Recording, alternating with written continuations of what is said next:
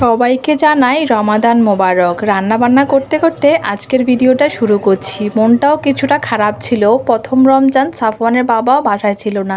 হঠাৎ করেই বিকেলবেলা চলে আসলো বাসায় আমাদেরকে সারপ্রাইজ দিতে।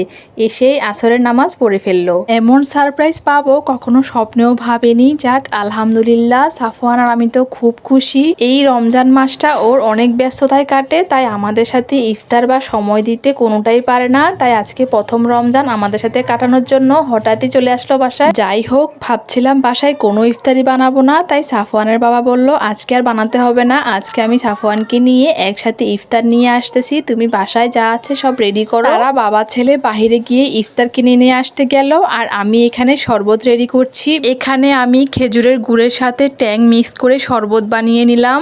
এরই মধ্যে তারা বাবা ছেলে ইফতার নিয়ে বাসায় চলে এসেছে। এক এক করে সব রেডি করে সুন্দর করে রাখছি। দইগুলো বের করে একটা প্লেটে রেখে দিলাম, এরপর খেজুরগুলো ধুয়ে রেখে দিব।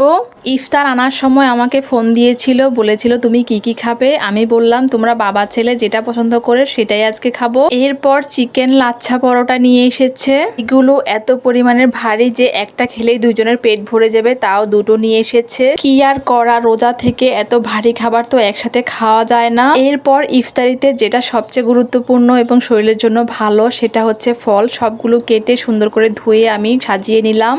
এরপর আমার পছন্দের জিনিসগুলো বের করে নিয়েছি, এক এক করে সাজিয়ে নিয়েছি। এখানে বেগুনি, আলুর চপ, সবজি বড়া, জালি কাবাব, চিকেন শাসলিক সবই ছিল। ও জানে সব সময় আমি এগুলোই খুবই পছন্দ করি, তাই এগুলোও নিয়ে এসেছে। দেখতে খুবই লোভনীয় লাগছে। ইফতারির আগে মনে হচ্ছিল সবই খেতে পারবো। এরপর শরবতের মধ্যে লেবুও কেটে দিয়ে দিয়েছি। লেবুগুলো একদম ভালো ছিল না, একটু রস ছিল না। এরপর কি আর করা, সুন্দর করে আমরা ইফতারের জন্য একদম রেডি। সবকিছু গুছিয়ে দোয়া দুরুদ পড়ছি এবং বসে আছি সবাই মিলে। দেখতে দেখতে প্রথম রমজান আমরা কমপ্লিট করে ফেললাম প্রায়। আলহামদুলিল্লাহ, আল্লাহর কাছে হাজার হাজার শুকরিয়া। একসাথে তিনজন মিলে ইফতার করতে পারছি। আল্লাহ যেন সবাইকে পরিবার নিয়ে ইফতার করার তৌফিক দান করে।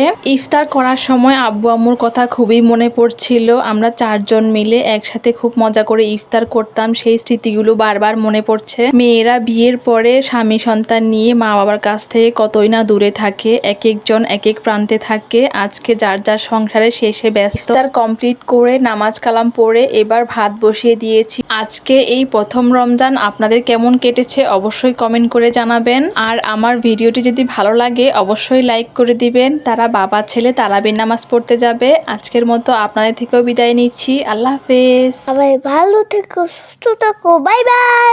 আবার ফেসবুক আমার নামাজ পড়ে, বাই বাই।